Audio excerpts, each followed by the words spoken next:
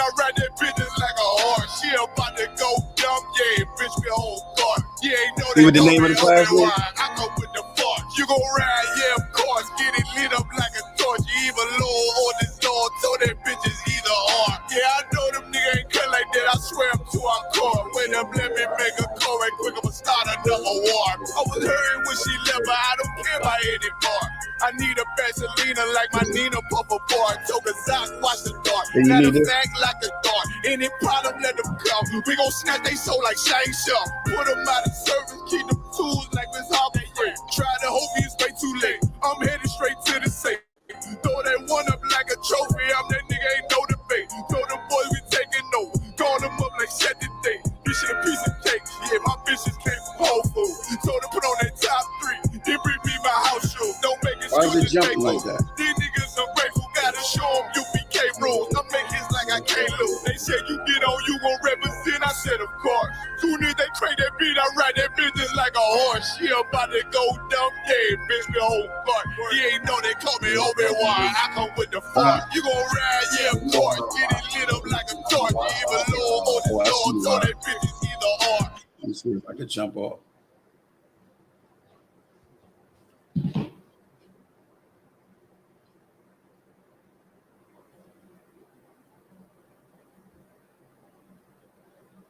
Ain't no cowards in my campaign. They stop the campaign. Tell them bring the it should play better now. They know I'm a champion.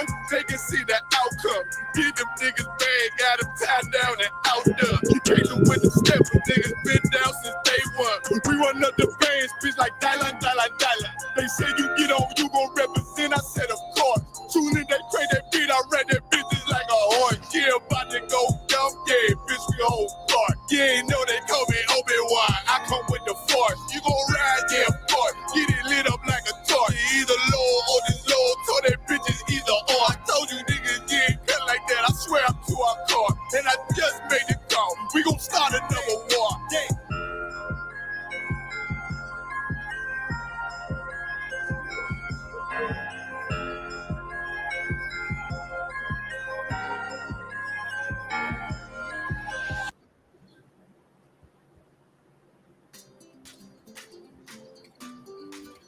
Oh, we doing the commercial thing now. I have no idea what that is. All right, yeah, this right is the Isupk. That's the Israelite School of Universal Practical Knowledge out of Harlem, New York since 1969 under Commander General Yohana.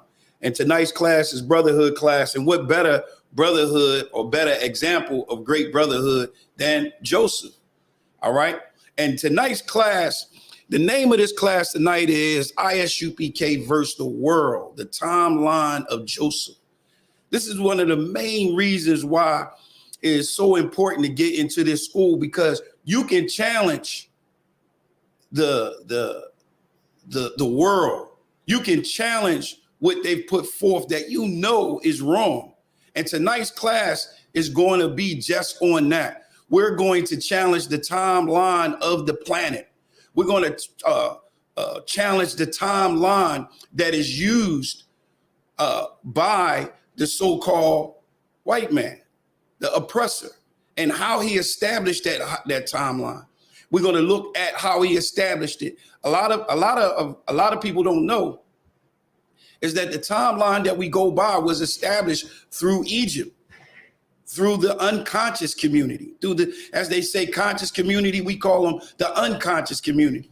So we're going to challenge that. We're going to take a look at what the scholars had to say based on the excavation, the discovery, and all of the things that they found in Egypt, right? That's what we're going to take a look at. All right. So tonight's class is definitely going to be precept filled. All right. So what you want to do is you want to go and get your pen, your paper, your precept book, and get ready, because we're going to get busy. And y'all know how we do it in the UPK.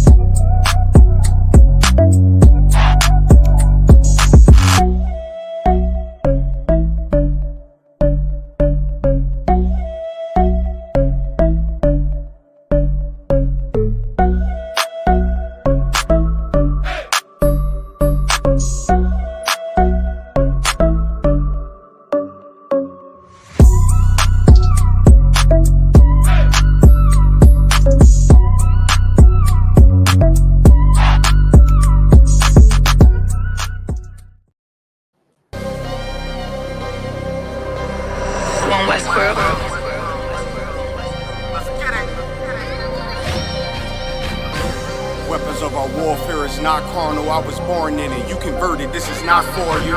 Weapons of our warfare is not carnal, I was born in it. You converted, this is not for you. Candle lights and teddy bears, I'm trying to leave your block romantic. Flicking off the hip, I leave the scene looking like I'm dancing. Ain't one Westworld, best believe we not gon' stamp it. Titties on a drum, the stick figure looking outstanding. Rip his top with the hands of the Lord, call that God tears. Send a spear right to the sky and watch his front tear. I'm that nigga cause I run with them niggas, so let's get that clear. Don't question who say I'm the GOAT, I tell them God did. In order to be the best, you gotta beat the best. To me that's suicide. Of course I sound cocky to a glizzy eater, fuck your pride. Don't need a horoscope to see I'm a star, so fuck your sign. You can believe in anything you want, but as for me and mine, God mode. I am what I am, so let's just keep in mind. Don't wanna be like yeah, Kyrie, they wanna be like I. She said she lost until she found me, and then she found a tribe, and then I make a bout face until she called me out of wine. The weapons of our warfare is not carnal, I was born in it. You converted, this is not for you. Leave an imprint of my legacy with a spot for you. No way you can endure to the end if you not loyal. Weapons of our warfare is not carnal, I was born in it. You converted, this is not for you. Leave an imprint of my legacy with a spot for you. No way you can endure to the end if you not loyal. All time, no questions asked, we come and find you. His problems, my problems, and I'm standing behind you. Stepping with style, I'm standing on shit in my product. I take on the crowd, tell them all, throw in the towel. Half moon with a silencer, make it sound like a howl. We the shit, we about movements with a growl. Heavy is the head with the crown, when I take it I'm proud. I get the order, bring my sword back wet with a smile, nigga. I'm an Israelite rapper, nigga. Would never hit his wife, but I'll go at you. I make commitments to a gun if I'm talking about a tantrums. Nigga said he a stand-up dude, that mean we laughing, nigga. Jumped on the beat, start snapping, you leaving fractures. Red and green bean, I'm Gucci, you thinking fashion. There goes you for the green, and I ain't talking St. Patrick. You screaming all lives, I'm screaming all guns matter. Keep it biblical, talking in parables, cause it matter. If I say bring Jacob, I'm talking about a ladder. He was the wave till I came with the fire, no John the Baptist. Who cared you did it first? You should be worried about who after. I'm connected in any habitat, shit I adapted. Nose job on a brand new snub is all plastic. That's why I show up the court with jeans on, I'm never slacking. You a rapper turned Israelite, I'm an Israelite rapping. Weapons of our warfare is not carnal, I was born in it. You converted, this is not for you. Leave an imprint of my legacy with a spot for you. No way you can endure to the end if you not loyal. Weapons of our warfare is not carnal, I was born in it. You converted, this is not for you. Leave an imprint of my legacy with a spot for you. No way you can endure to the end if you not loyal. All time, no questions asked, we come and find you. His problems, my problem. Stepping with style, I'm standing on shit in my product. I take my pride, tell them all, throw in the towel. Throw in the towel. Heavy is the head with the crown, when I take it I'm proud. I get the order, bring my sword back wet with a smile, nigga.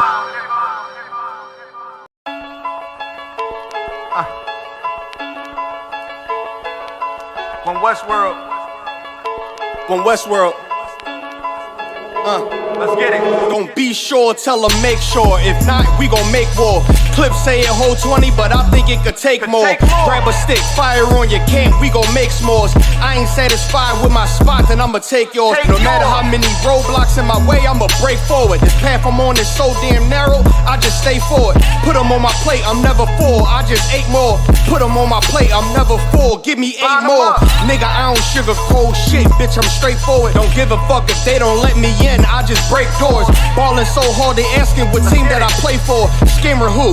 They ain't stopped making guns when they made yours. Sick with it, feeling like I woke up with stage 4. They ain't want the beast loose, what they opened up the cage for. Endure the pain, been through hard times is what I'm made for. Paid my dues, never left a wage, I just rage war. So many chains and gold teeth, it's the blood of a slave. Sit on a throne with a gold crown from the blood of a slave. This is our world, got it from the mud to the grave. Become a thing in the past, don't be a story in my page. Still against all enemies. In high school, you was the man, that's lost memory shit. Lost energy, never lost my energy. Never lose control, never losing, dog, I plan to keep. You lose your mind where I'm from, I ain't talking from what you see. I never lost soul, losing times, wasting steady pace, and you off track, I'm on that. You pray to God, hoping he can save you. But there's power about war, and that's a different angle. This another lost cause, and I'm just adding to the list. They not seeing me for that reason, got a flash on the grip. Nigga, big streets. They gon' judge me by my increase, and I'ma keep stepping in these joys to the increase. Just got off the phone with Jacob, and he said it's time to shine. Certified, blue dot, put it on you, now you verified. One West world, bigger than World War III. Do not sleep, it's not cheap, and it's still top 3. So many chains and gold teeth, it's the blood of a slave. Sit on a throne with a gold crown from the blood of a slave. This is our world, got it from the mud to the grave. Become a thing in the past, don't be a story in my page. Came on boats and then chains, so when I get rich, I'ma grab a boat and 10 chains with 12 ribs from each tribe. And each rib gonna have at least 3 kids. Yeah, I'ma have a deep squad. Been rapping since knee high. Now a nigga shack size. Spit that holy fire, when you hear it, you get baptized. One West World, yeah, you niggas know the logo. And I'ma bust it down so the haters see the globe glow. Let's have a feast, let's shine on our enemies. Right in they face, let's blind all our enemies. Cause now we half, but we come from half knots. Throw that cash on the ground, my nigga, let's cast lots. I started from the bottom, birthed out of mud, raised by gangsters, turned out a thug. I ain't give a fuck, burnt out I was, from hitting licks in and out and selling nicks in the drop. So many chains and gold teeth, it's the blood of a slave. Sit on a throne with a gold crown from the blood of a slave. This is our world, got it from the mud to the grave. Become a thing in the past, don't be a story in my page.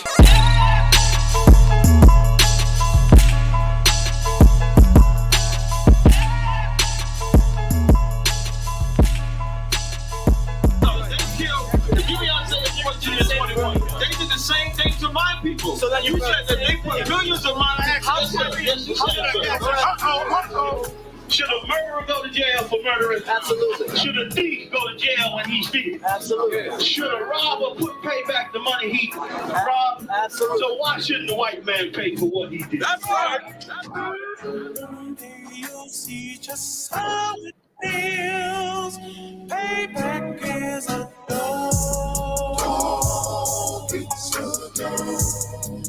Payback is a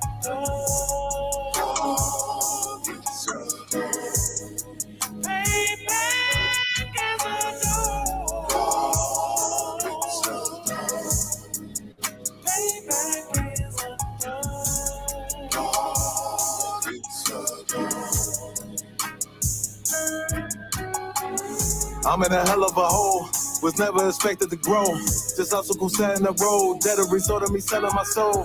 The story I'm telling is cold, but yet it's what everyone knows. The white man's the devil is known.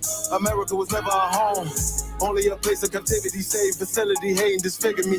They claim that I'm lazy, be killing me. Maybe this slavery draining my energy. 400 years and counting. The trail of my tears is countless. The fact that I'm here is astounding, but I can't wait till this shit is surrounded. Ready to tangle my king and the angel, be ready to rap. Crack in the sky, nuclear missiles will make it official. I'm capturing every cracker surviving. Put them all in chains where they need to be. Slavery for me. And let the whole world see that with them in the cages, safer in the streets. Put the dog on a leash. Get resolved for the beast. 144, get the ruler show, we could all be at peace. As soon as the trumpets are sound, your kingdom, we busting it down. The only way justice is found, the time of your judgment is now. You'll see just how it feels. Payback is a dog. Payback is a dog. Payback is a dog. Payback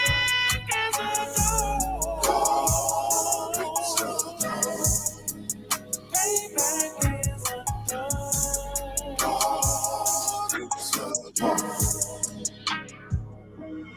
Look, ain't no remorse in my blood slim. It won't be no compromise. Now it's time to feed the worms. Watch his body turn to flies. I clutch iron while you trust the lies. The next Glock I buy gon' be Gen 5. I get it customized. And sending shots off like farewell. Praying payback come back around like a carousel. Still remember your Honda's words ringing in my head like bells. Said you in his body, you fit the Lord, fuck the cartel. Triangle choke, apply pressure to the game like I did Vondale. Payback's a bitch in a dress, she a bombshell. Revenge is served cold, I just hope they make an oxtail. Glock fresh out the box, I swear got that new car smell. Made myself a target in a world of mad shooters. That was designed fire for our babies to pass through it. And the day of our king's reign, I'll be overzealous. They bought my jealous, I bought brand new parabellums. Someday you'll see just how it feels. Payback is a door. Payback is a door. Payback is a door.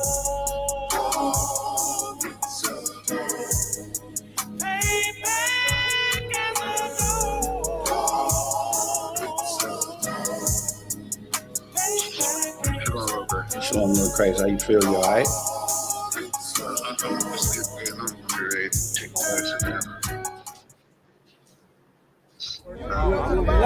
Hey, I'm just following orders. Let me get one of those slow motion pictures, bro. One of the slow motion. You gotta shoot at 60 frames per second. Come on,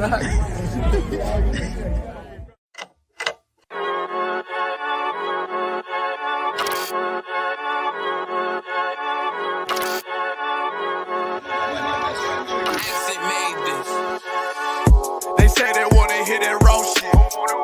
These niggas claiming that they bullshit. These niggas better move and coach shit. As if they make the wrong move and coach shit. You see me, they like, ooh, chemo stop it. I'm on my way up and they ain't gon' stop it. They say they wanna hear that raw shit. Coming up, I'm about to bullshit. They see me, they like, ooh, chemo stop it. I'm on my body, real niggas right beside me. Damn right, I brought my army, going up like a rocket, and can't nobody stop me. These niggas garbage, so watch your mouth, boy. Coming all black, slithering house, call me mouth, boy. I'm off the hip like a cowboy. I'm a king, you should bow, boy. Shorty like, damn, man, you cut up. Nothing I can handle. 144 in the booth, going Rambo. Niggas do you dirty like a stick in a bando. That's why I play the corner like a bum with a banjo. I'ma lead by example. Ooh, chemo sabe, got this bitch off the hand, got the juice, got the drip, about to hit the bitch with the salt. It ain't rap, it's assault. Can't taste a bitch unless you with the coke. They say they wanna hear that raw shit. These niggas claiming that they bullshit. These niggas better move and coach shit. As if they make the wrong move and coach shit. One way, one way, one way, one way, one way. Coming up on my bullshit. I do it how a veteran be. You better than me. I'm Reggie at the edge of the key. It's all money, no honey. Think you settling? See, you locked up, fucked up, and it's back to the streets. It's One West. You can check the residency. I reside with soldiers died on the soles of their feet. Cause there's death before designer. Ain't no coward in me. Cause I'm cold as a bitch's shoulder. You ain't calling a week. Get the cooking on this beat. Hope you like it well done. Got them killers rolling with me and they all red rum, red rum, red rum. Got you fuckers scared some. Get the banging on this beat till my fucking head numb. Black Glock, red drum, black and yellow air ones. Homie, you ain't got a vest. I suggest you wear one. Told these niggas we was going up. They was doing a lot of talking. Now these niggas ain't saying shit. Feeling like a legend in this shit, lil nigga, I'm past veteran. Never feeling third, lil nigga, I'm past second. Guns, I gotta have them all like Ash Ketchum. Shotty break a nigga ribs up like his wife left him. We all steppin', kill you with kindness cause I'm dead nice. That 5'7" put you 6 feet, not talking height. That judge giving out 5, but you doing life. These hands are rude GPS, a mean right. That's mean right, we build different, you know the vibes. And we something authentic, we notarized. I keep a 144 because I know a kind. Noah's Ark, you know I'm with animals when we flowing by. We back again, no cap, when I'm with Cap again.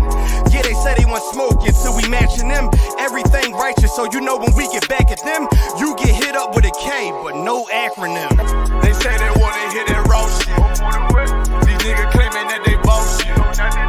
These niggas better move and coach shit. As if they make the wrong move and coach shit. You see me, they like, ooh, chemo stop it. I'm on my way up and they ain't gon' stop it. They say they wanna hear that raw shit. Coming up on by the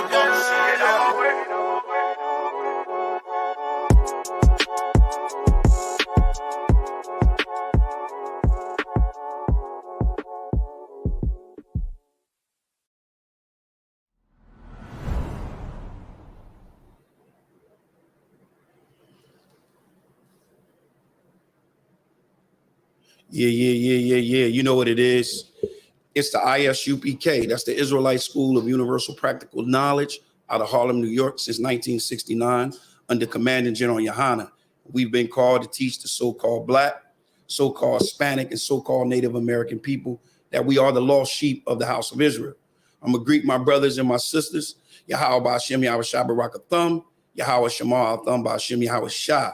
All right, tonight's class is a class on the timeline dealing with Joseph. It's the Isupk versus the world dealing with the timeline of Joseph. We're going to show that the world itself, a lot I found out throughout this study is that the world itself dictates its timeline based on its finding in Egypt. Based on its finding in Egypt, based on archaeology, all the archaeology evidence, the excavations, those things that they found in Egypt, they use Egypt as a timeline for the world. And it's heavy. It's real heavy. And they base their information that they say dealing with the scriptures, they base it dealing with the findings that they find in Egypt.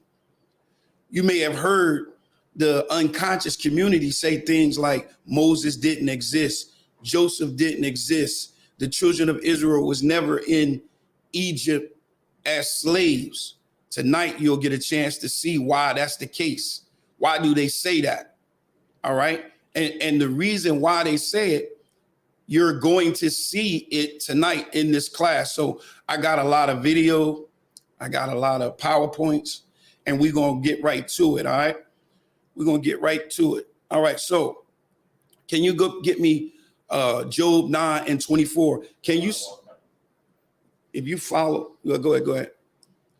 In the book of Job, chapter 9 and verse 24, this is what it says. Read. The book of Job, chapter 19, verse 4. 24. Oh, 24, Salakia, sir. One moment, Salakia. The book of Job, chapter 19, verse 24. Salakia, chapter 9, verse 24.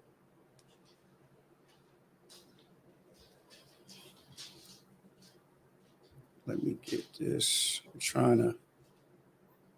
The book of Job, chapter 9 and verse 24. Uh-huh.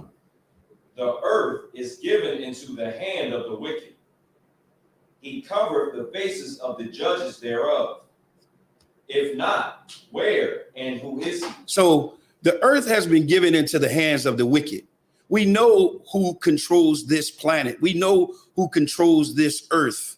We know who has it. And based on the information that we've given in One West, we know who covered the faces of the judges thereof.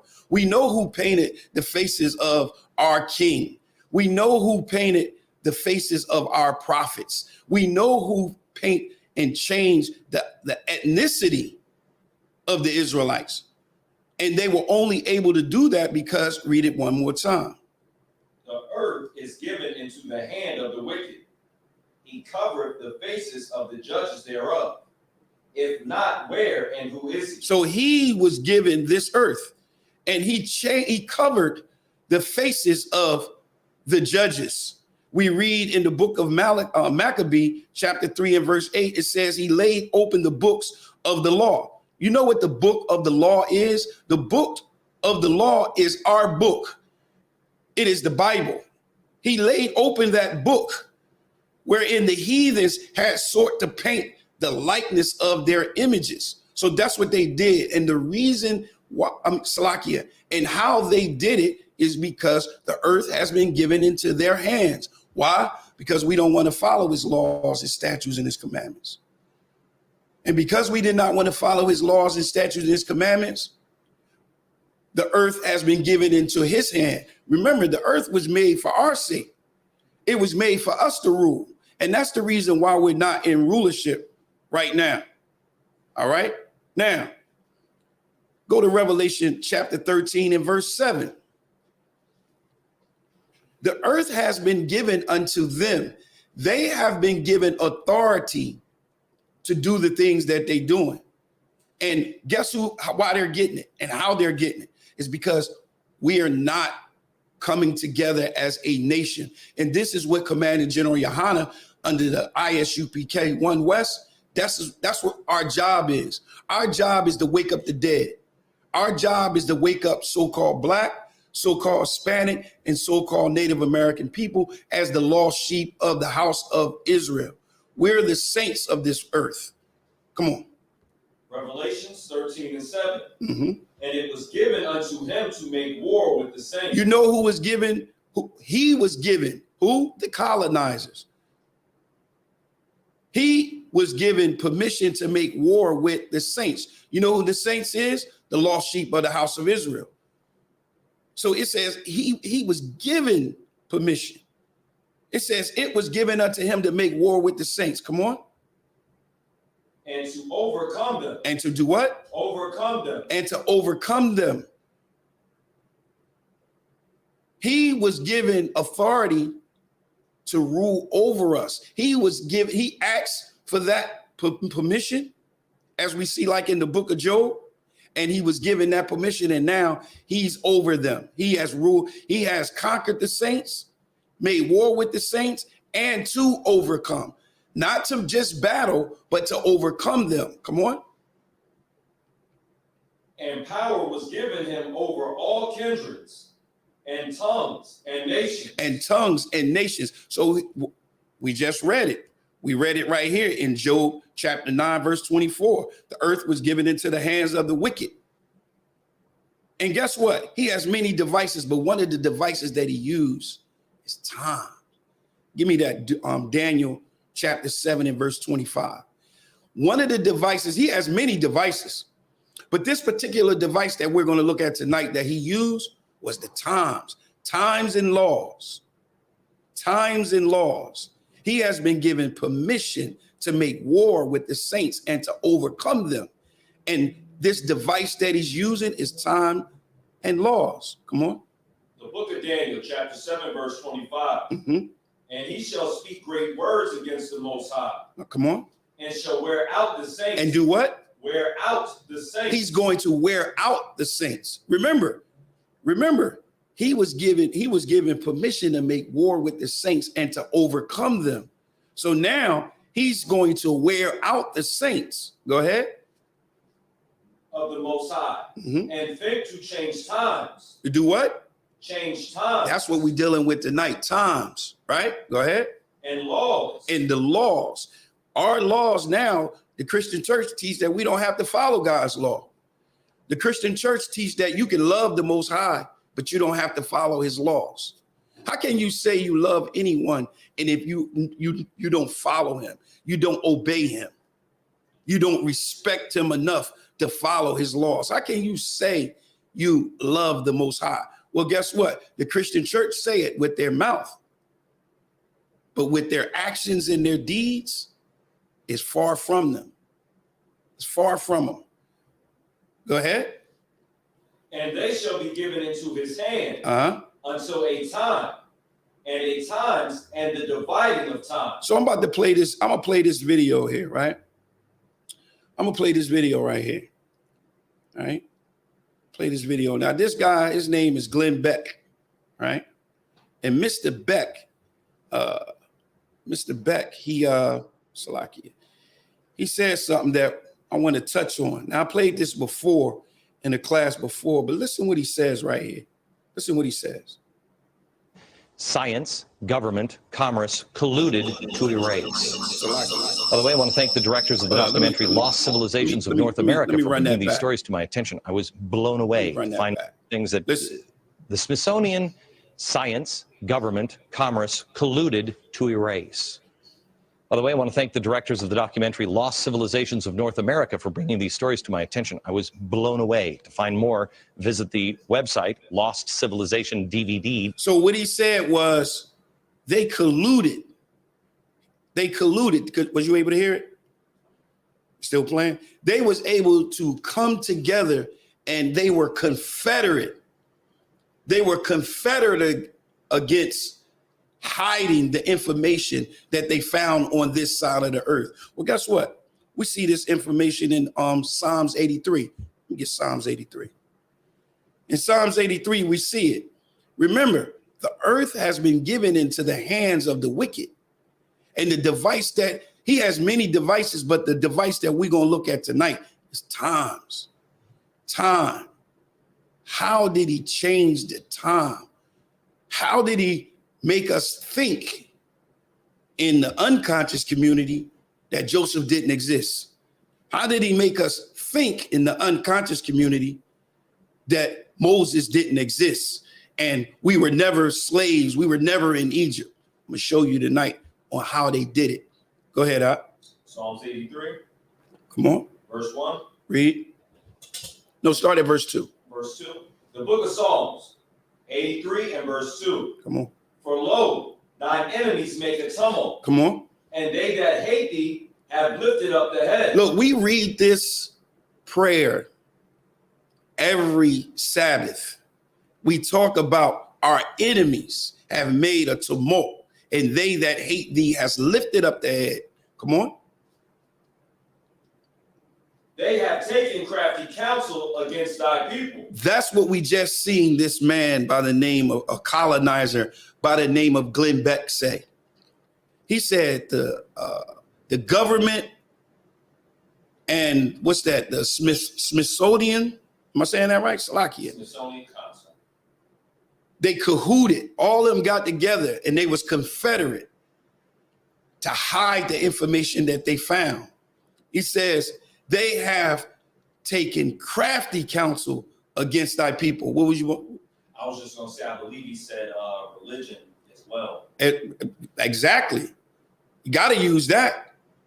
Got to use that because our people have a zeal for the Most High God, but not according to knowledge. So they have taken crafty counsel against thy people. Go ahead.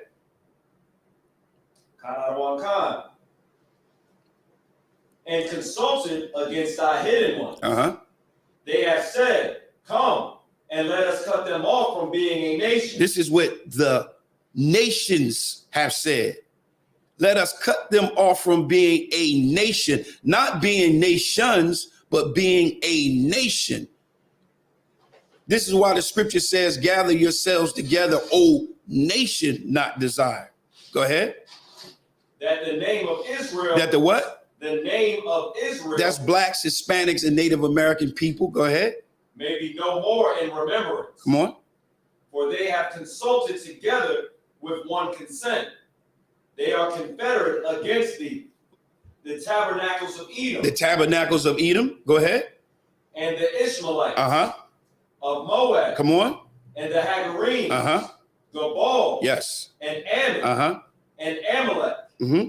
The Philistines. Uh-huh. With the inhabitants of Tyre. Keep going. Assur also is joined with them. Uh-huh. They have hope in the children of Lot. Read. Selah. Do unto them as unto the Midianites, as to Sisera, as to Jabin, at the brook of Kison, which perished at Endor. They became as dung for the earth. They have become as shit for the earth. Salakia. That's what that dung means. This is the Most High's word right here. They have become dung for the earth. Horse manure. That's what they have become to the earth, right? Because they have taken crafty counsel against our hidden ones. Now, this is the consensus. It says, there is no independent historical evidence for Joseph outside of the Bible. This is what they've been saying. This is exactly what they've been saying. And you can hear this, like I said, this type of verbiage in the unconscious community, that there's no evidence of Joseph outside the Bible. But check this out. He says, however, some new scientific evidence supports the case of the historical Joseph. So they have found some new evidence, and we're going to look and see why. It's not really new. It's always been there. But now you have some scholars, you have some Egyptologists that's coming forth, and they're blowing the whistle. They're actually saying, hey, listen, we got something to say about this matter.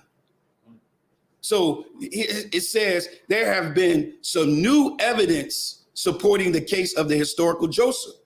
Joseph's father is identified as Jacob in the scriptures. An empty tomb was unearthed. All right? We're going to talk about that tonight. Strangely empty of bones, with a statue of a Semitic ruler in Egypt. This was found. But this is, once again, this is not something that was just found. And you're going to see why. Who is dressed in a multi-color coat. When the Israelites left Egypt, they emptied the tomb according to the scriptures, taking his bones with them. That's why they didn't find it.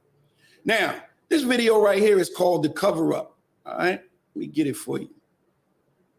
You're going to begin to see the picture that we're going to paint, right?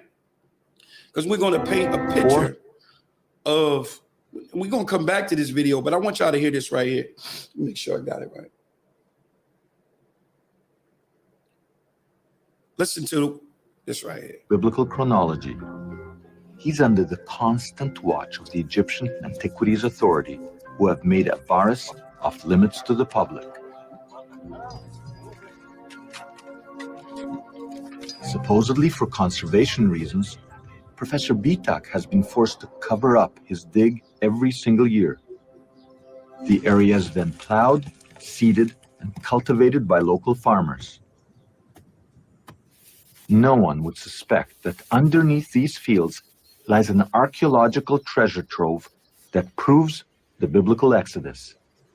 So what did he say was, in case you didn't catch it in the class because it was kind of low here, is that every time they go and they dig up, they do the excavation and dig up and find something pertaining to Joseph or the Israelites, they are ordered to cover it up and then seed it to make sure that it grow.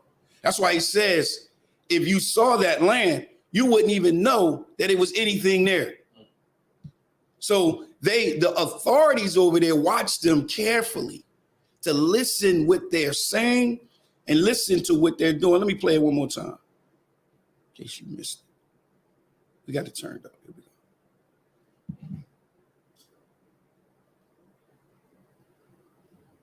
But Professor Isupk steers clear of biblical chronology. He's under the constant watch of the Egyptian Antiquities Authority, who have made... Now, you heard that? He's always constantly under the watch. They're watching him. If he finds something, they want to know what he found. If he found something, they want to dictate how it is presented. All right? Made Avaris off limits to the public. Supposedly for conservation reasons, Professor B. You see that field?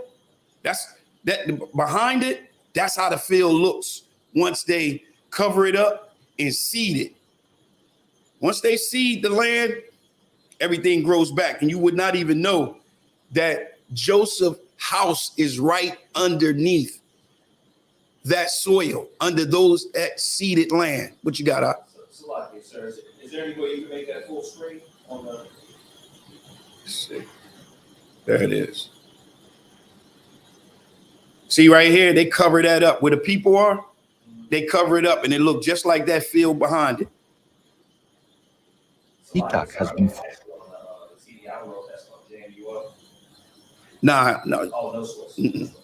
forced to cover up his dig every single year. The area is then plowed, seeded, and cultivated by local farmers. No one would suspect that underneath these fields lies an archaeological treasure trove that proves the biblical Exodus. That's crazy, right? But that's what they do. That's what they do to make sure that I call that the cover up. That's how they cover it up. Salakia, hold on. Trying to bring this back down. 400 kilometers south of Avaris. Salakia, hold on. See, by zooming it up now, I'm having an issue with it. Hold on. Let me do this. I'm gonna come out. I'm gonna go back. Hold on, give me a sec. Because I got another video I want to show you. So I can't zoom, I can't, when I enlarge it like that, it gets stuck on me like that. It gets stuck. But I got another video I want to show you, right?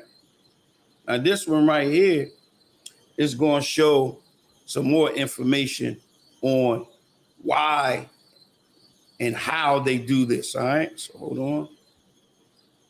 Let me get it. So I want to make sure I prep it, right?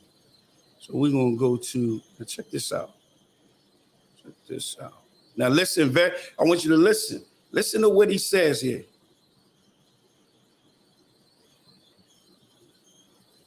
Hold on. Let me get it and share it. Got it. All right. Hold on.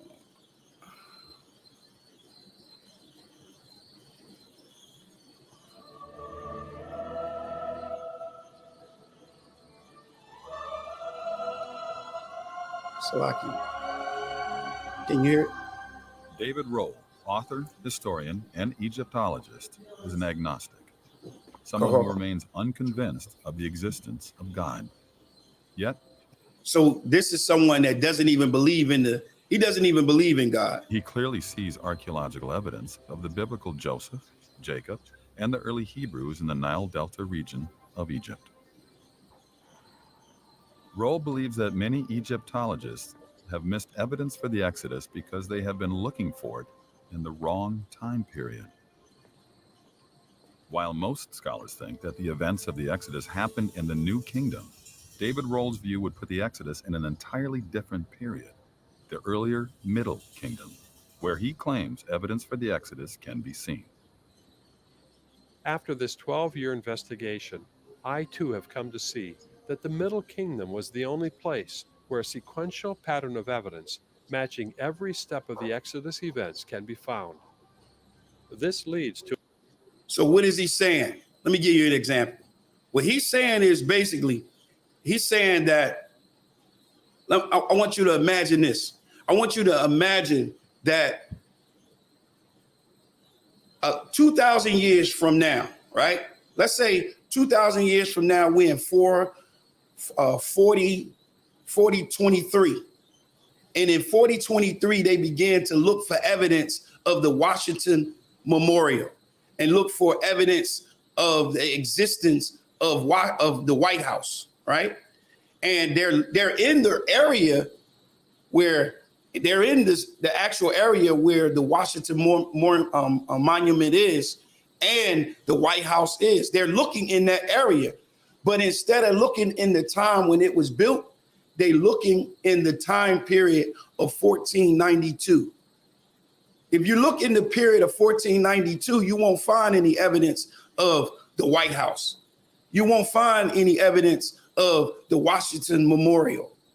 You won't find any of that. That's what they're doing. They're looking for information about Joseph, about Jacob, about us, the Exodus. They're looking for it in a complete different timeline. They're not looking for it in the proper timeline. Listen to this right here. I'm gonna play this for you. This is crazy right here. Hold on. Israeli archaeologist Zeev Herzog addressed the problem of a lack of evidence matching the conquest at the site of Jericho during the Late Bronze Age. The question of the conquest there at Jericho, is there a place called Jericho and was it destroyed? Yes. Well, Jericho is a very nice, good example because of but it has nothing to do with the chronology. It has to do with the fact that there was no city there in the Late Bronze Age, which was... See what he said? He said there was no city there in the Late Bronze Age. So he said, he asked him, he said, is there evidence of Jericho? He said, yes. But it has nothing to do with the Bible because he said, it's no evidence that Jericho was there in the Late Bronze Age. In the Late Bronze Age. The reason why there's no evidence there in the Late Bronze Age, because it's a whole different timeline. It's a whole different period. Just like I said about the Washington Monument, they're looking for evidence of the White House existing in 1492. That's what they're doing. That's what they do. And that's why you hear people in the unconscious community say that Egypt didn't exist. Well, let's get into the scriptures now. This is the Israelites from Canaan to Egypt. All right. This is the Israelites from Canaan to Egypt. First place we're going to go to is Deuteronomy 32:8.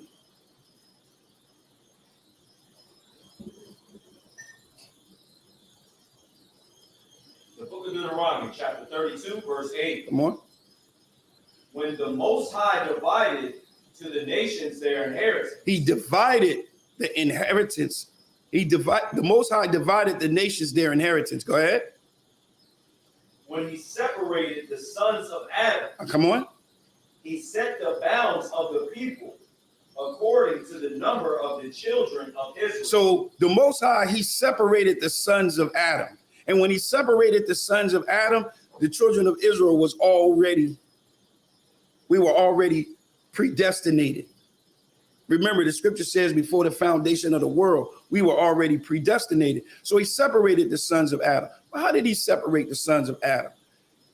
If you go to the book of John, chapter 1 and verse 11, I read this the other night. It says, he came unto his own and his own received him not. But as many as received him, to them he gave power to become the sons of God, even to them that believe. Right? And then if you go to Romans 8:14, it's for as many as have led by the Spirit of God, they are the sons of God. Well, why did I pull that precept for the sons of God? And how does that go with when he separated the sons of Adam? Let me show you how he separated the sons of Adam. Go to Genesis 4:25. Remember, you had Cain, you had Abel. Cain killed Abel, right? So when Cain killed Abel,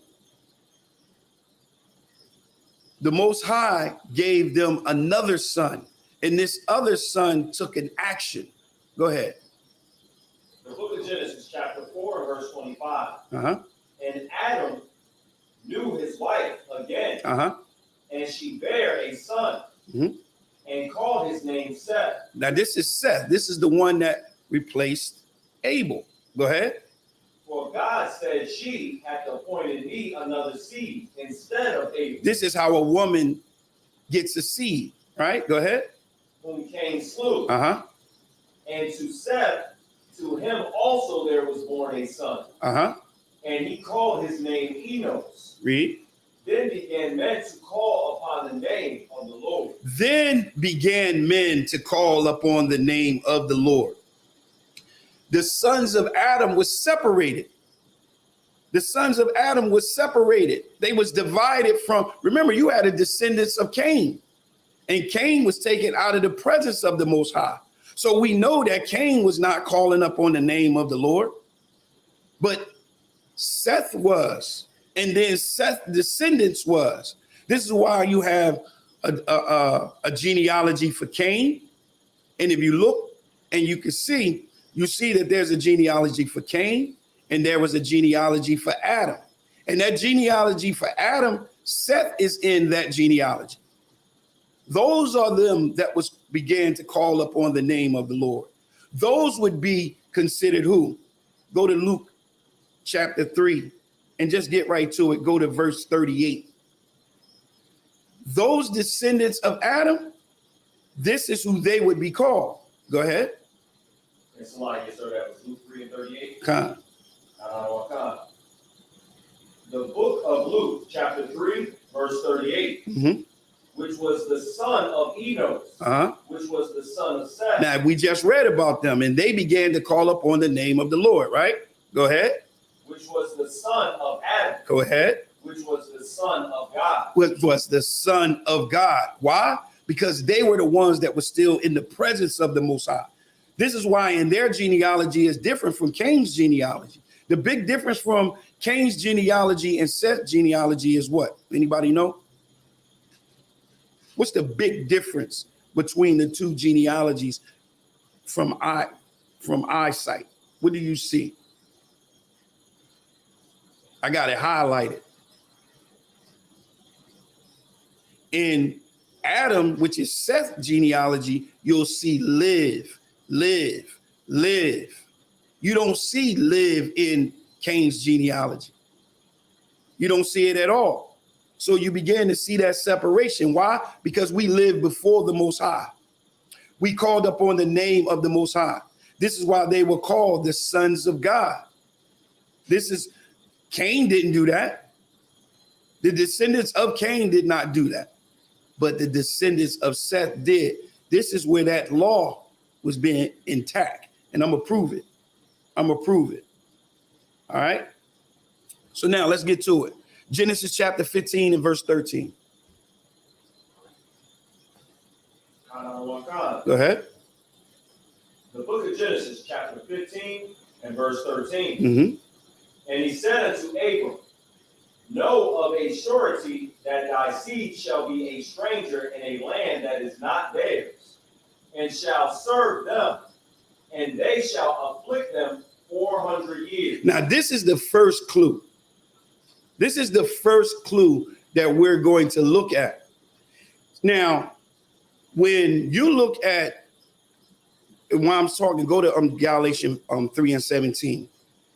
The scholars and the Christian community and the unconscious community, when they look at this, they say, they take that 400 years and they say that we were in Egypt in bondage for 400 years, but that's not what this is saying. That's not what this is saying. Read Genesis 3 and 17. Galatians, Salakia. The book of Galatians, chapter 3, verse 17. Uh-huh.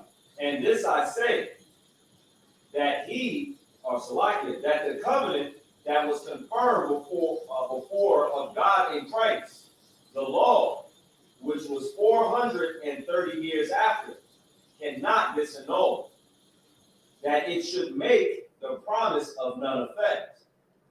Verse 18. Salakia. What does verse 16 say? Verse 16. Now to Abraham there we and go. His seed were the promises made. He saith not into seeds as of many, but as of one, and to thy seed, which is Christ. So now what this is saying is, and then it says, and this I say, that the covenant that was confirmed before of God in Christ, the law, which was 430 years after. So what is that saying? That's saying that Abram, from the time Abraham began to go into the land of Canaan, right, and receive that promise, the covenant, from that point all the way into the time that we received the law at the Mount Sinai, that was 430 years. That was the 400-year period. But they take that 400-year and that 430-year period, and they try to place us inside of Egypt. That'll throw the timeline way off. You understand? That'll throw it way off. But the timeline began once Abraham received the covenant. And then when you read Genesis 15 and 13, it says, thy seed shall be a stranger in a land that is not theirs. Well, they don't have to be in Egypt for that. They can be in Canaan for that. And then it says, and shall serve them. Who are they going to serve? The Hamites, the Egyptians, not in slavery. Then the slavery of the affliction comes. Remember, when we first went into Egypt, we wasn't slaves. When we first got into Egypt, we actually were guests. And Joseph served them. So that all of that time period, that timeline began at the time when when Abraham received the covenant. When Abraham received that covenant and we went into that land that is not ours, that timeline began. So that's one of the biggest mistakes that they make, right? So then we go to and we look in Genesis chapter 12 and verse 1. It says, and now the Lord had said unto Abram, get thee out of thy country and from thy kindreds and from thy father's house unto a land that I will show thee. Verse 2, and I will make thee a great nation, and I will bless thee, and I will make thy name great, and thou shalt be blessed. So Abraham was called out of his homeland. He was called out from among his kindred, his kinfolks, his people. So that timeline was getting ready to begin to be started, right? So then when you get to Genesis 12 and 5, it says, in Abraham, what? He took his wife Sarah and Lot, his son, and all his substance that they had gathered, and the souls that they had gotten in Haran, and they did what? They went forth to go into the land of Canaan. So once they went into the land of Canaan, now they're strangers there. And into the land of Canaan, they came. All right. And guess what? He had a son named Isaac. Isaac had a son named Jacob.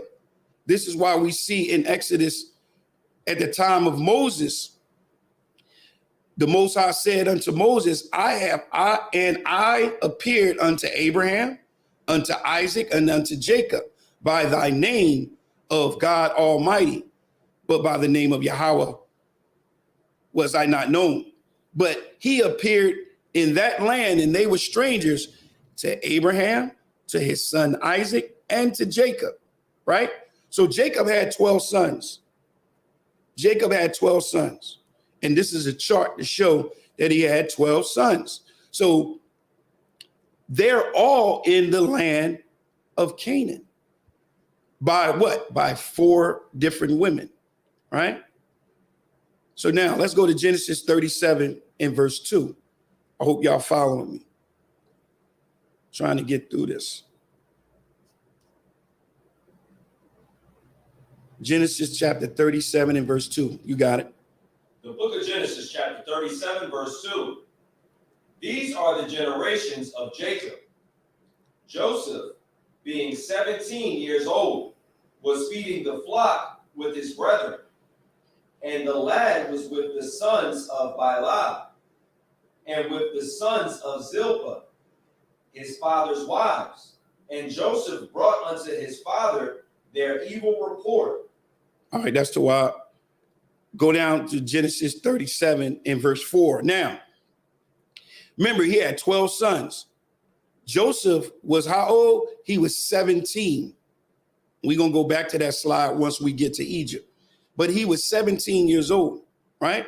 And when he was 17 years old, he began to deal and talk about his brothers because Joseph began to have dreams. Go ahead. Verse 4.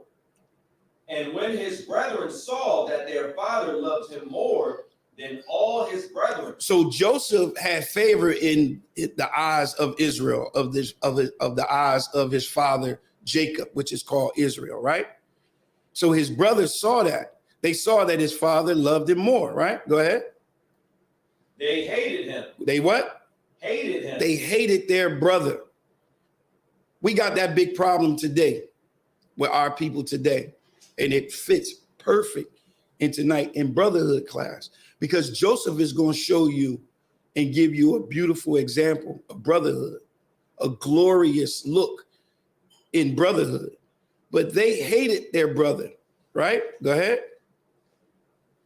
And could not speak peaceably unto him. Go ahead. Verse 5.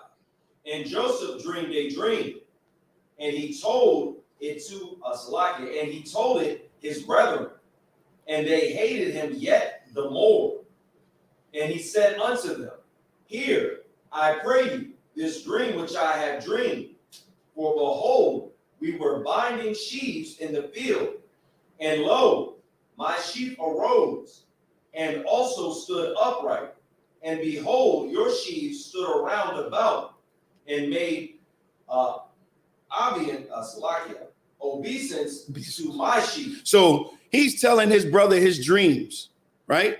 In this one particular dream that he dreamed, his brothers hated him for it, right? And then it says in verse 9, it says, read. Verse 9, and he dreamed yet another dream. So now he had another dream. Go ahead. And told his brethren and said, behold, I have dreamed a dream more. And behold, the sun and the moon and the 11 stars made obeisance to me. So now he's telling them about his dream. He had a dream about the sun and the moon and 11 stars. Why don't it say 12 stars? Because he's the 12th star. These stars represent the 12 tribes of Israel. And just a quick shot. If you go to Revelation chapter 12 and verse 1, and it says, and there appeared a great wonder in heaven, a woman clothed with the sun and the moon under her feet, and on her head was a crown of 12 stars. That's how you know in Revelation chapter 12 that that's talking about the 12 tribes of Israel. All right. Verse 10. Go ahead. And he told it to his father and to his brethren. And his father rebuked him and said unto him, what is this dream that thou hast dreamed? Shall I and thy mother and thy brethren indeed come bow down ourselves to the earth, to thee, to the earth? And because of that dream, verse 11, this is how his brothers looked up on him. Go ahead. Verse 11, and his brethren envied him. They did what? Envied him. Go ahead. But his father observed the same. So his brothers was hating on him, but his father, Israel, was just checking out what he said. Like, okay, I got you. He didn't have envy, but his brothers did. All right. His brothers had envy on him, right? Go up to verse 37 and 3. The book of Genesis, chapter 37, verse 3. Now Israel loved Joseph more than all his children, because he was the son of his old age. So he loved him because he had a son of his old age. Go ahead. And he made him a coat of many colors. Of many colors. We talked about that coat of many colors. They mentioned it. That was some evidence that they found. We're going to go back and visit that. Now, one of the laws say, thou shalt not hate thy brother in thy heart.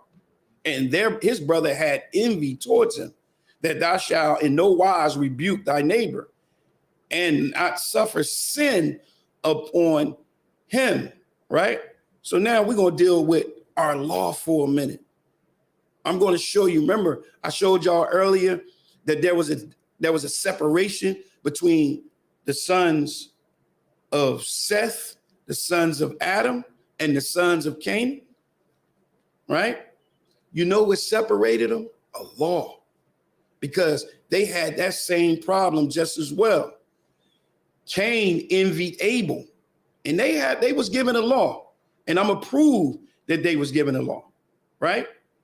I'm gonna prove that they was given a law. Romans chapter 5 and verse 13. Go there. I want y'all to keep this in mind. The Most High never changes.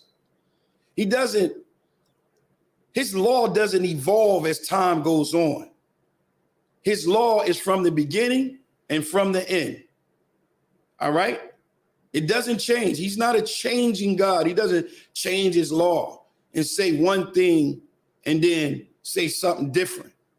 This law stands from Genesis to Revelation. Go ahead. The book of Romans, chapter 5, verse 13. Mm-hmm. For until the law, sin was in the world. Go ahead. But sin is not imputed where there is no law. So if there is no law, there is no sin. All right. I want y'all to remember that. If there is no law, there is no sin. Go back to Genesis chapter 4 and verse 6. Let's look at what happened between Cain and Abel, because Seth had a law. Cain had a law. Adam had a law. That breath of life, when he breathed into his nostrils, he was given the law and he taught it to his kids. Remember, it says, where there is no law, there is no sin. So it's impossible for this right here. Go ahead. Start at verse 6. The book of Genesis, chapter 4, verse 6. And the Lord said unto Cain, why art thou wroth? And why is thy countenance fallen? So this is when the Most High looked up on Cain. That's what he asked him. Verse 7. Verse 7. If thou doest well, shalt thou not be accepted? And if thou doest not well, sin lieth at the door. What lieth at the door? Sin lieth at the door. What lieth at the door? Sin lieth at the door. Sin lieth at the door. So there had to be what? Sin. But in order for it to be sin, that means there had to be a law. It had to be a law. So the sons of God was separated all the way back then, all the way up to Abraham. If you go to Abraham, Genesis 26:5, this is just a quick break, a quick snapshot that there was always a law. In Genesis chapter 26 and verse 5, it says, because that Abraham obeyed my voice and kept my charge and my commandments and my statutes and my laws.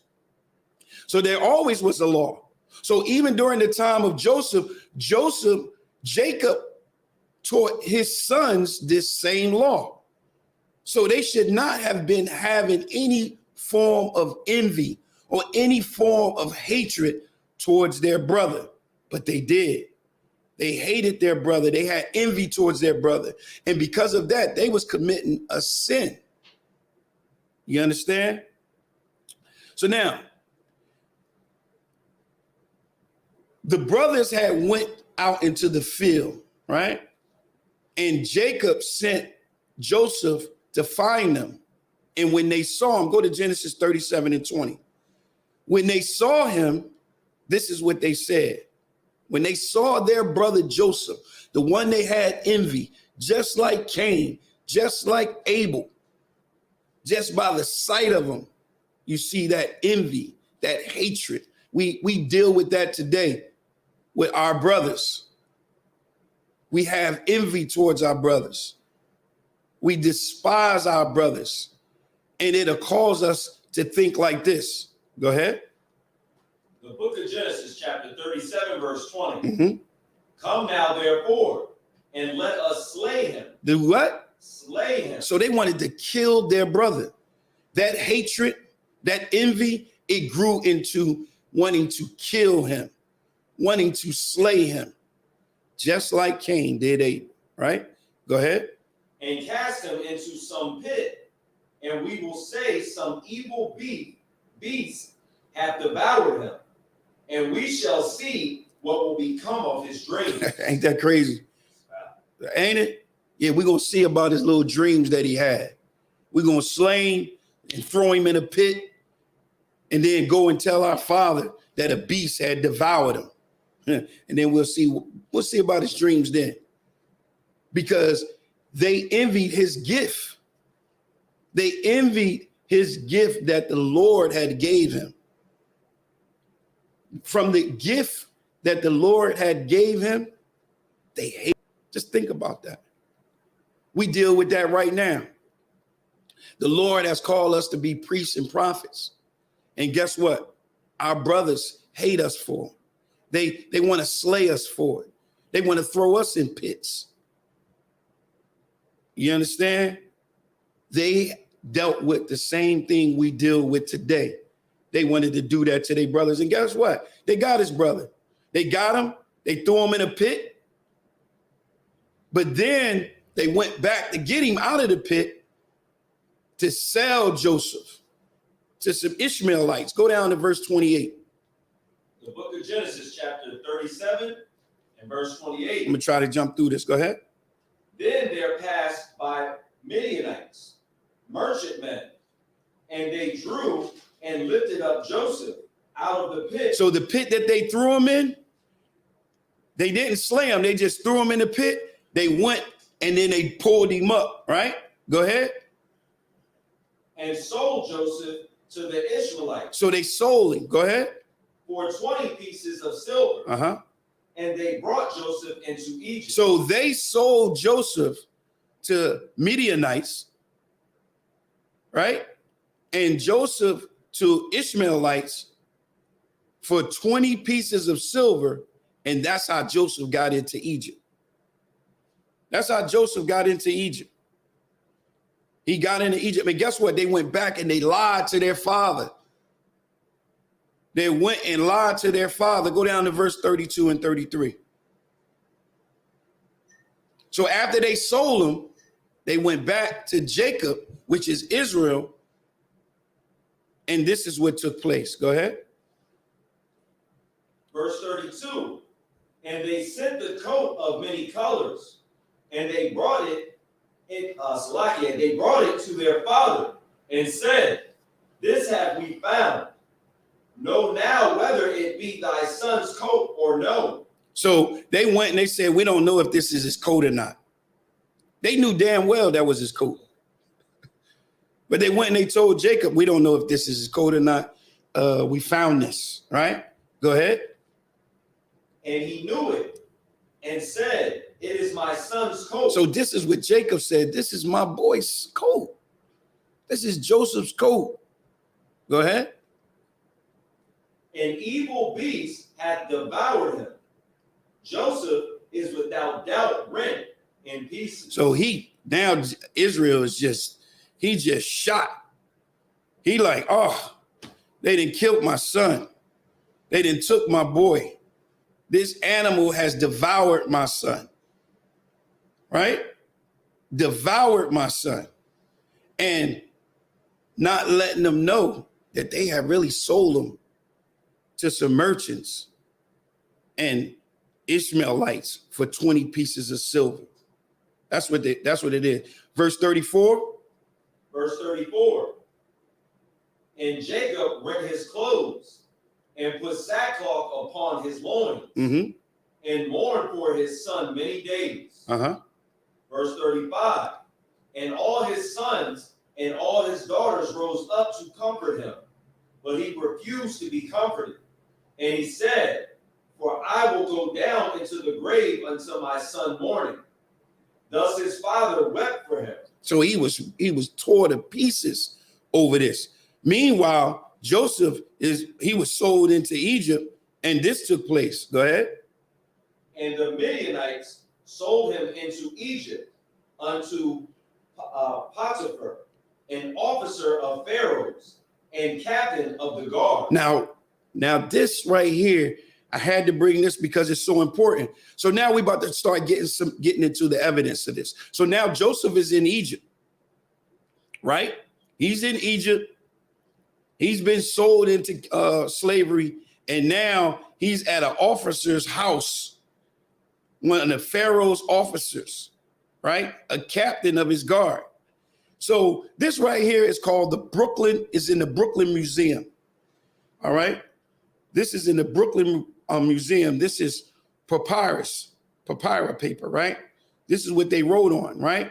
But listen what it says. Can you see that? Can you see that? From here? All right, I'll read it. It says, this is in Brooklyn Papyrus, all right? It says, when complete, the papyrus to which these fragments belong measures almost 7 feet long. The texts are written, the texts are written in cursive form of hieroglyphs called heretic. You see it? Go ahead. Differences in handwriting and in the historical events described demonstrate that different scribes added new inscriptions over several generations. So this papyrus, which is 7 feet long, it was written on through different generations. All right. It wasn't just written at one time. All right, go ahead. The most important text recounts the efforts of a 13th dynasty Theban noblewoman named Salakia Senebisi to establish. Hold up 1 second. This right here kills the the unconscious community when they say it wasn't no slaves in Egypt. All right, go ahead. To establish legal ownership of 95,000 household servants. 95 house. Go ahead, say it. Read it again. Not did I say 95,000? Yeah, time. Ownership of 95 household servants, whose names indicate that 45 were of Asiatic origin. So Asiatic origin means that they were Semitic. They was Semites. All right. They were Semitic people. All right. Go ahead. The presence of so many foreigners in a single household suggests that the Asiatic population was increasing rapidly in 13th dynasty Egypt. All right. So now this is really important. Within that papyrus, right? Some of those slaves, those names, they brought some of those names out. Can you see the next slide? Let's get it. But this slave list from the south has dozens of slaves, including the biblical forms of names like Shiphrah, the same name as the Hebrew midwife in the Exodus account, Asher and Isupk. So you got Shiphrah, Issachar, Asher. So you see actual names, and you can see it. The actual this is the actual precept of that name of that midwife. You see it? Can you see it? Salaki, sir. I believe I have it now. Go ahead. Hebrew slave names. You want the words on the side as well? No, because you just mentioned it, but you can just read the precept. Exodus 1:15. And the king of Egypt spake to the Hebrew midwives, of which the name of the one was Shiphrah, and the name of the other Hua. So we see that name, that same midwife is in this papyrus, right? We see that same name, and we also see names like Issachar and Asher. So it shows evidence that there were slaves in Egypt. It shows evidence that not only was it slaves in Egypt, they also took those same positions by working in the houses of the Pharaoh. So now let's go to Genesis 39:7. So now Joseph is in the house of the captain of the guard of Pharaoh. And while he's there, some things took place. Genesis 37 and verse 39 and verse 7.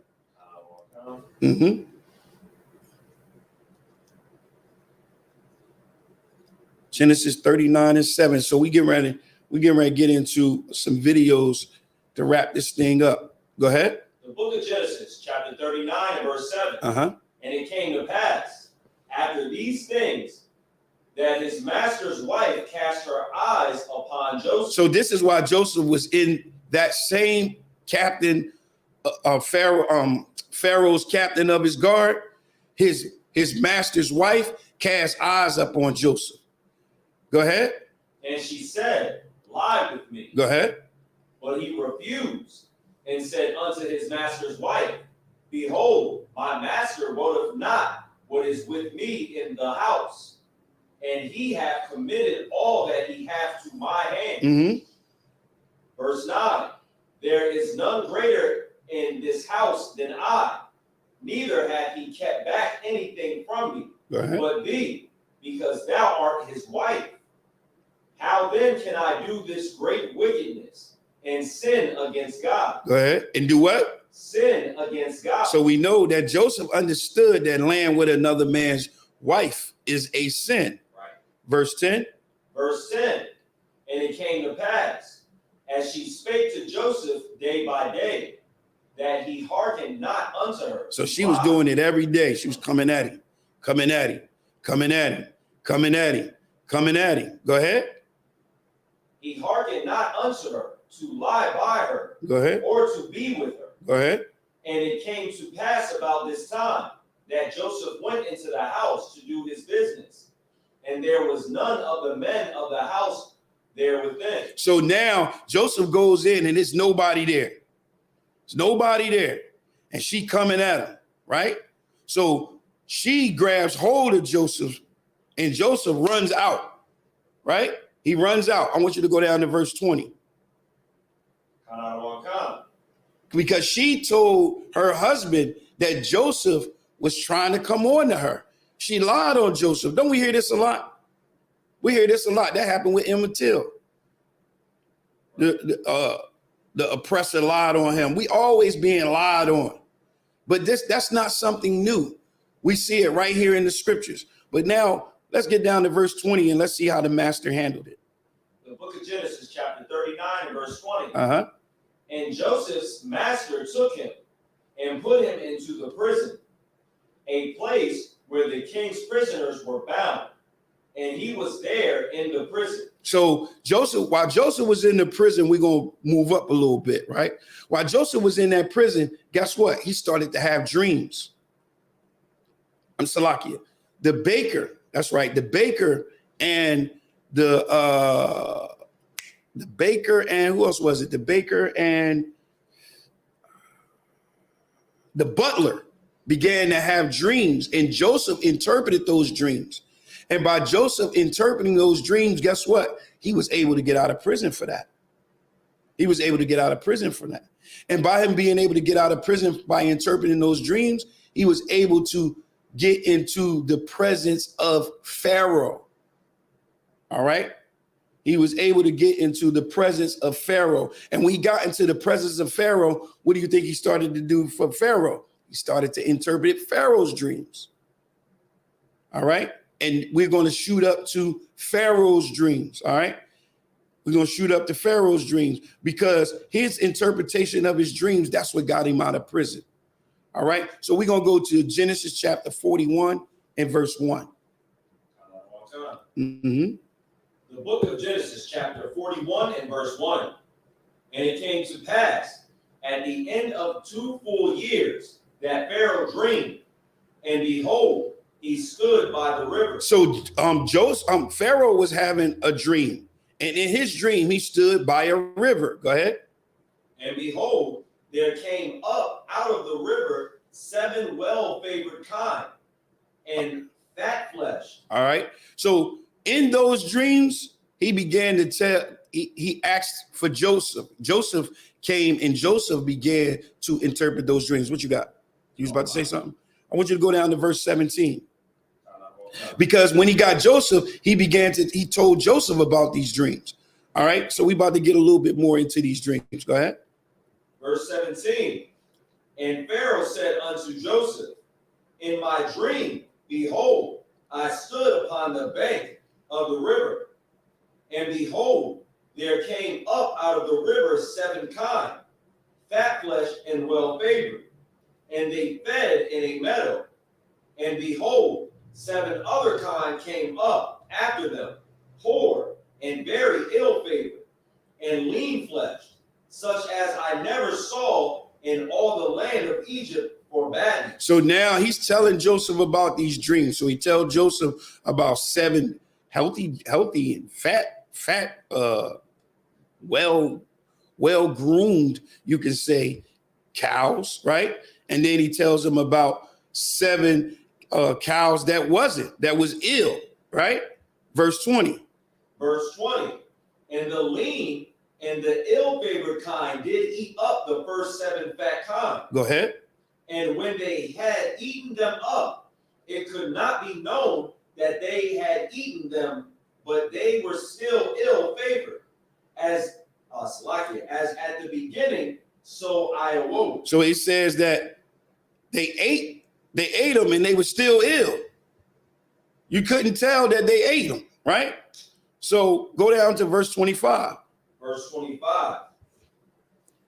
And Joseph said unto Pharaoh, the dream of Pharaoh is one. God has showed Pharaoh what he is about to do. So now the Most High is getting ready to show through the dream, through Joseph, and he's going to interpret the dream. All right. Verse 26. Verse 26. And the 7 good kine are 7 years, and the 7 good ears are 7 years. The dream is one. Verse 27.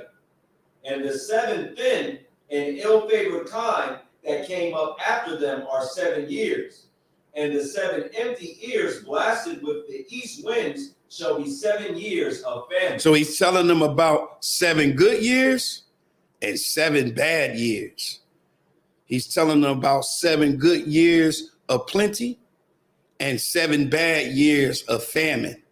Verse 28. Verse 28. This is the thing which I have spoken unto Pharaoh. What God is about to do, he showeth unto Pharaoh. So he showed it to him. He showed it to Pharaoh. Go down to verse 39. Verse 39. And Pharaoh said unto Joseph, for as much as God hath showed thee all this, there is none so discreet and wise as thou art.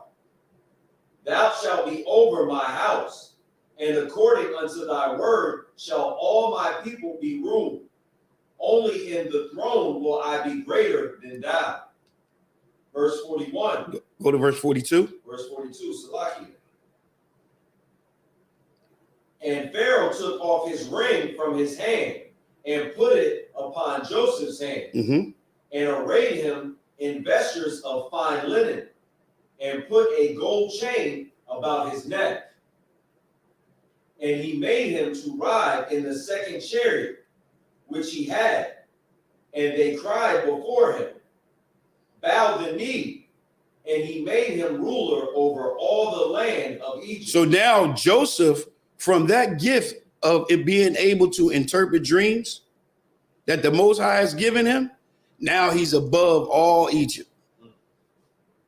Remember, the Most High said, I'm going to bless those that bless, said it to Abraham, I'm going to bless those that bless thee and curse those that curse thee.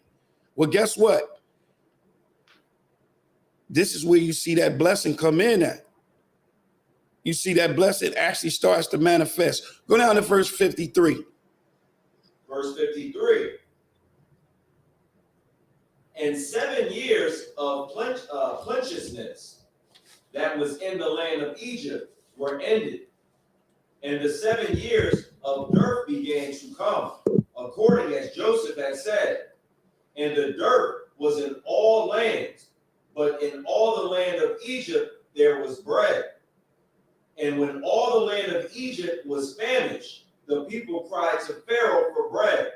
And Pharaoh said unto all the Egyptians, go unto Joseph. Go unto who? Go unto Joseph. What he saith to you, do. Do. Go ahead. And the famine was over all the face of the earth.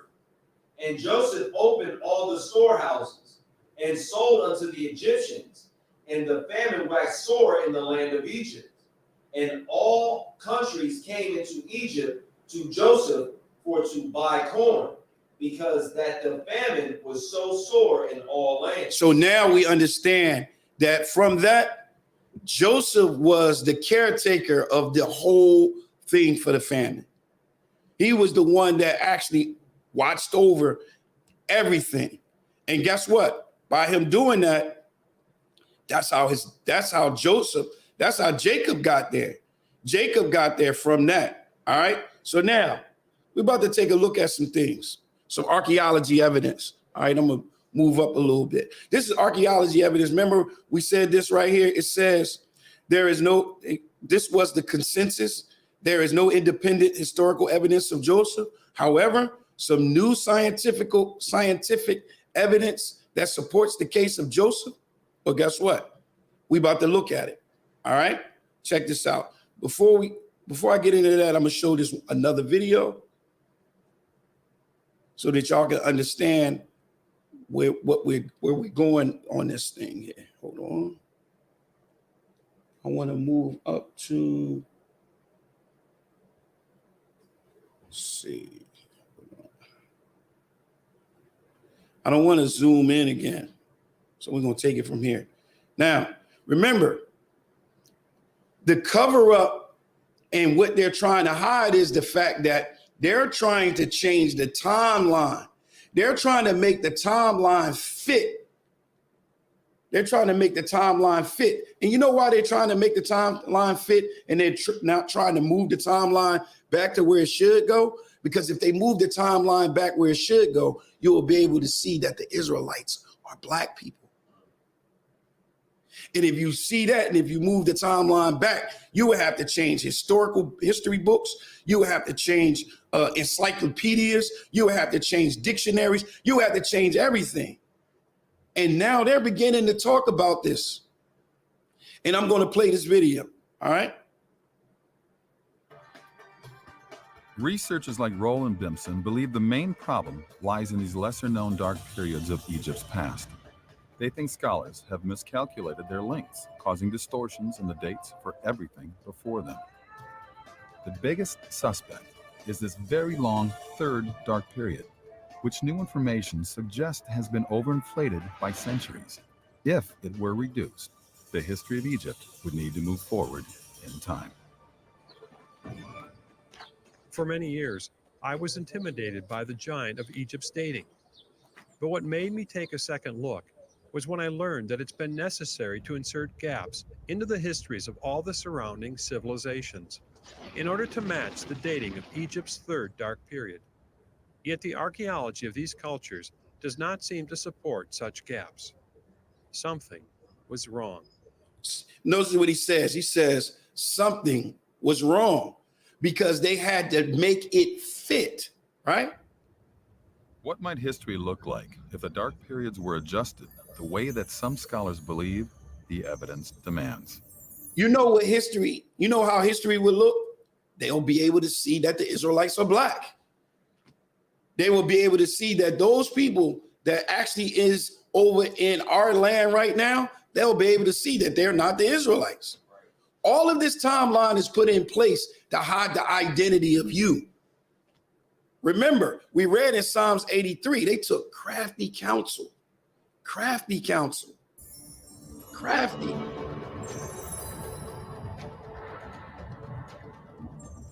What are you proposing? My whole thesis is that we have to look for the Israelite sojourn and slavery and Exodus in a much earlier period than is normally believed. So most Egyptologists will place the Exodus in the 19th dynasty. I would place it at the end of the 13th dynasty, when we have the archaeological evidence that matches the story. They have no archaeological evidence to match the story in the 19th dynasty. So the problem here is they then say it's fictional. They say that the story doesn't really happen. So you place it in the wrong time, then you argue it never happened. You see that? You place it in the wrong time and then you say it never happened. When there's much evidence in a whole different time period. But they see the gaps. They see the gaps, but they don't want to close it in, because if they close it in, guess what? Boom. Guess what? You'll begin to say, hold on. These people are black people. So this is something that they did find. Archaeology finds what? An Egyptian coin bearing the name of who? Joseph. They remember the excavation that we saw, the digging that we saw? Well, that digging that you saw, this is what they found. This is what they found. And when they found it, you know what he told them? Cover it up. Cover it up, put dirt on it, seed, make sure you seed that good so the grass will grow well on it. But they found an actual coin bearing Joseph's name on it. You can't get no clearer than that. You can't get no clearer than that.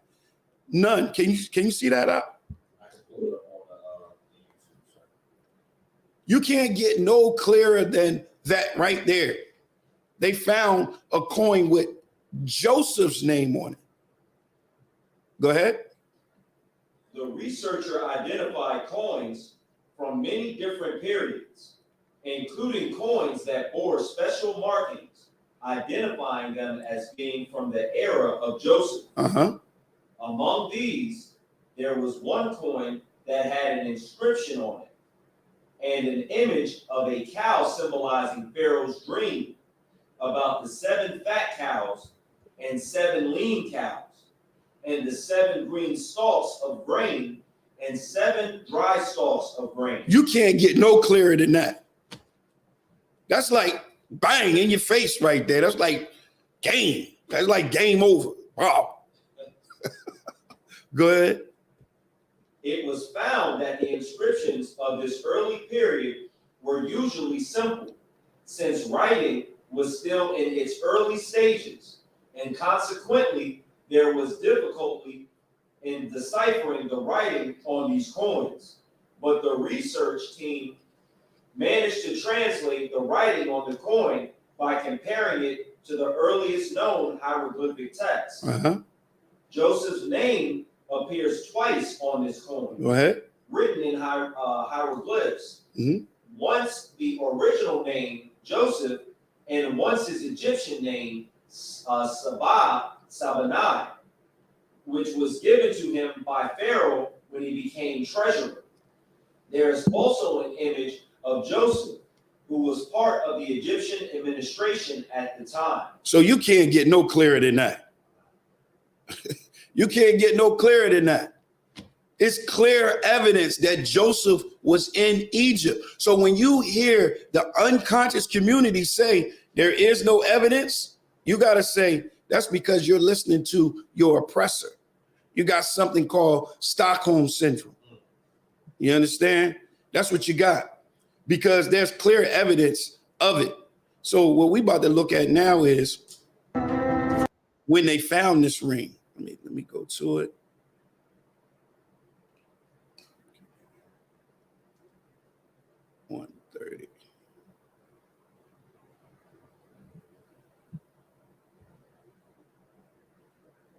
Bible, one Israelite rose to the highest levels of Egyptian power.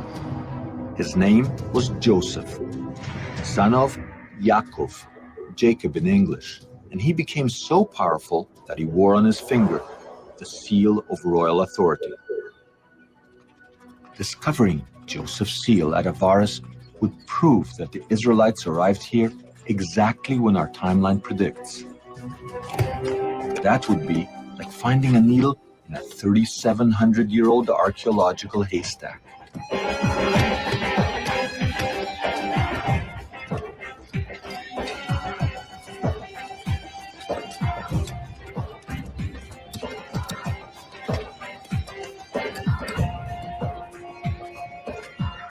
Incredibly, the tiny seal was found, precisely at the archaeological layer we anticipated.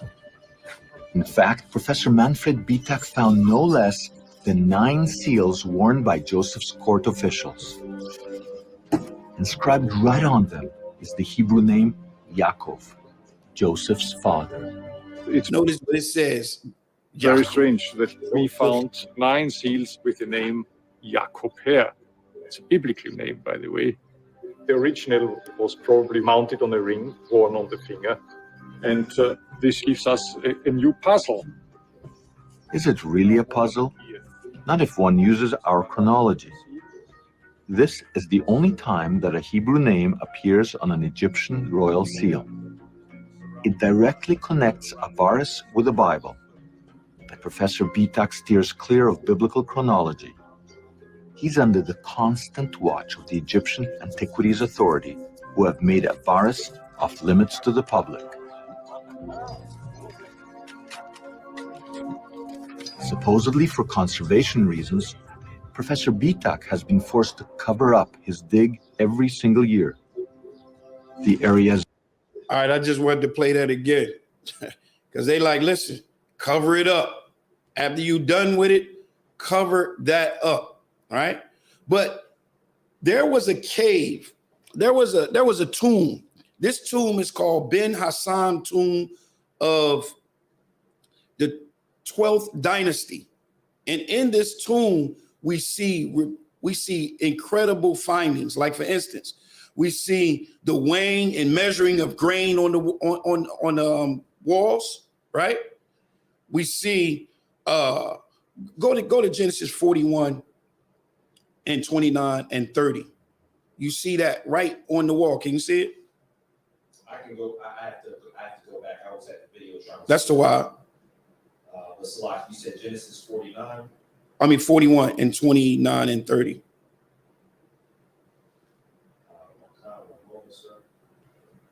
These are the things that you see on the wall. So there is much evidence in this time period this time period of Ben Hassim's tomb, it destroys, it shatters the timeline that they have created, the timeline that they put forth to say that this is the time when Joseph had to live. This is what the Christian scholars is saying. All right, go ahead. The book of Genesis, chapter 41 and verse 29. Behold, there come 7 years of great plenty throughout all the land of Egypt. And there shall arise after them 7 years of famine, and all of the plenty shall be forgotten in the land of Egypt, and the famine shall consume the land. All right, so you see that on this, you see that on the wall, right? But now I'm going to show you the grain. I'm going to show you the pits, the grain storage. Have you seen this yet, Up? Sir. All right, let me show y'all this. The complex at Saqqara contains 11 massive pits, which even the Egyptians are at a loss to explain. They are not tombs, for all tombs were underground and carefully sealed, while these were accessible from the surface, and they are extremely large. But most fascinating is the fact that they are all connected by chutes.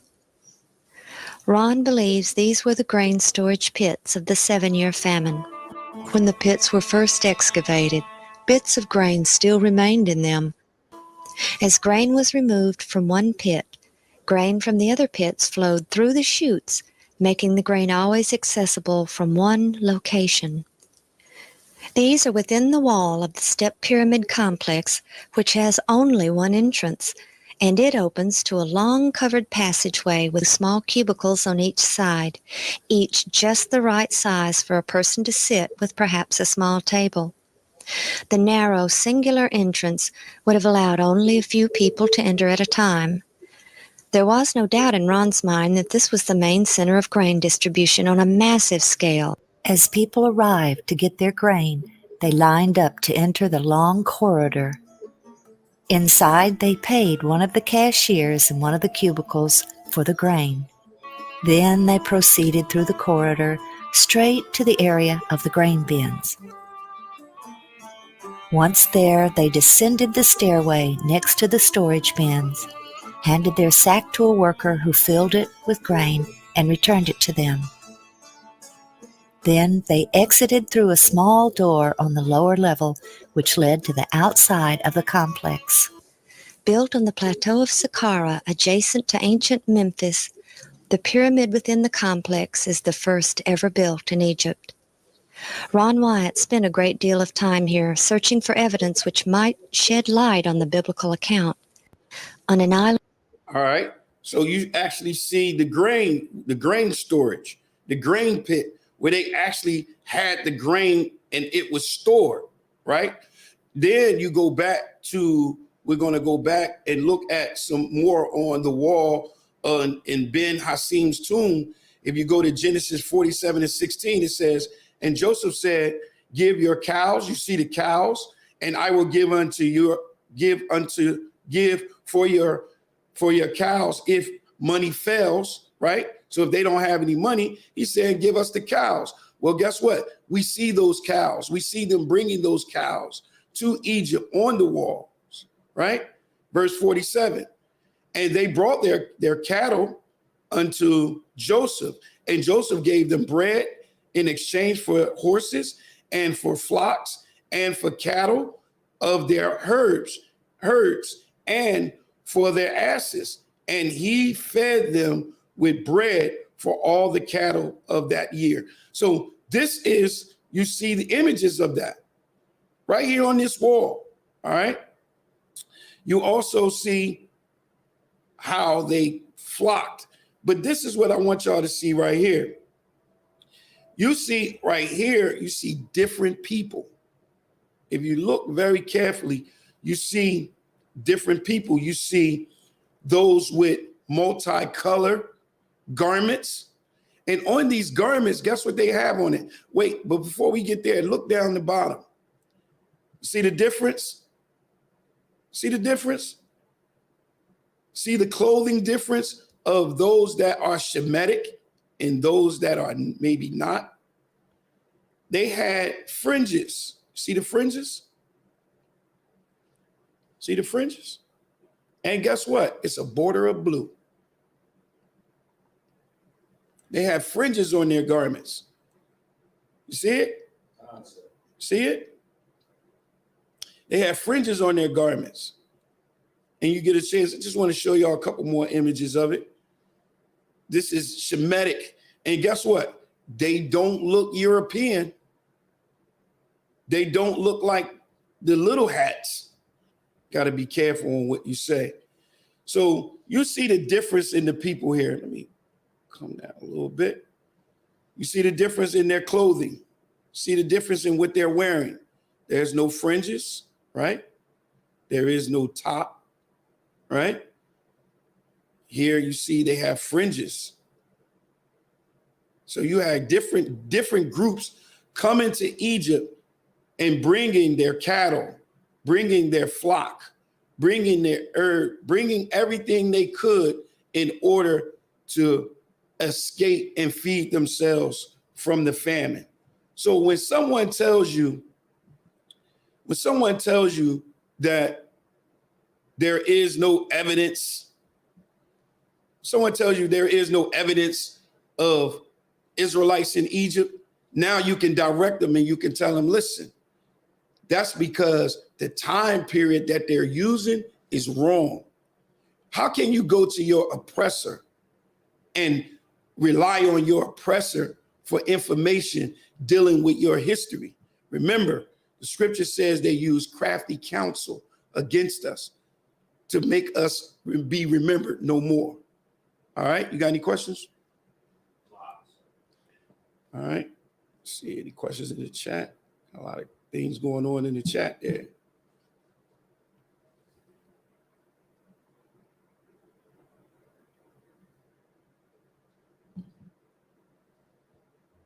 It's good. All right. All right. So I'm going to turn the class over to Priest and Officer Kahal.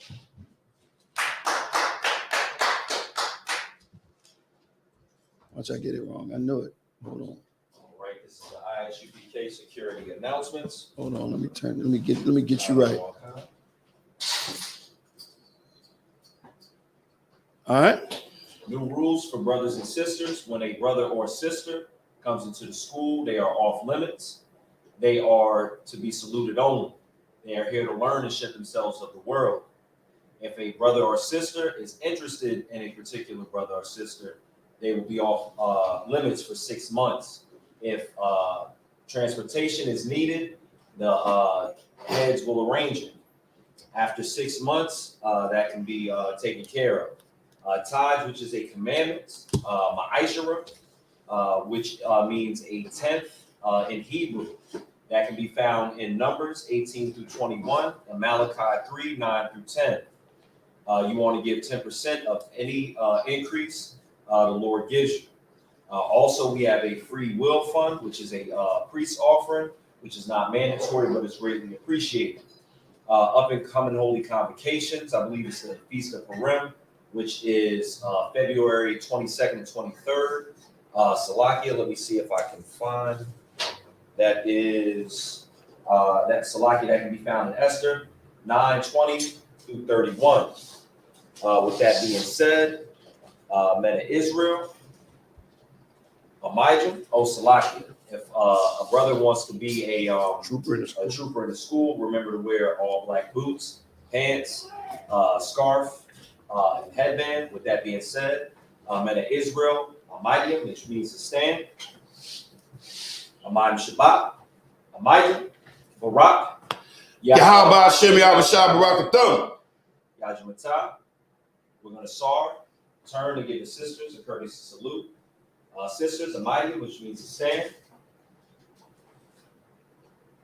Men of Israel, Amijah Shabbat, Amijah, Barak, Yahweh Shamar Atham B'Shem Yahushua.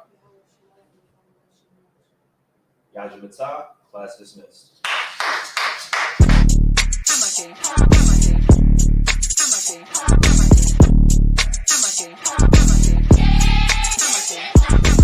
Get down here to class, 1232 North King Street, Wilmington, Delaware. Shalom, Lord Christ, to my brothers and sisters, man. Y'all need to come down to 1232 North King Street, where the truth resides, man. Isupk, Delaware. We definitely represent doing some big things. 202 North DuPont Boulevard in Smyrna, Delaware. That's right. You know what I mean? Come and be a part of this rising thing that we got going on here in Delaware.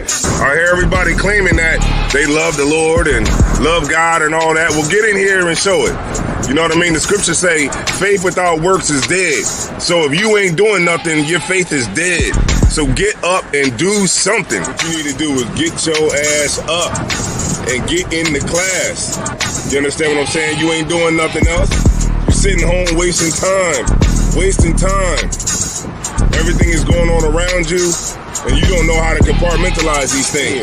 You understand? I'm on my way to class right now, like you should be. You know what I'm saying? Class don't stop for nothing.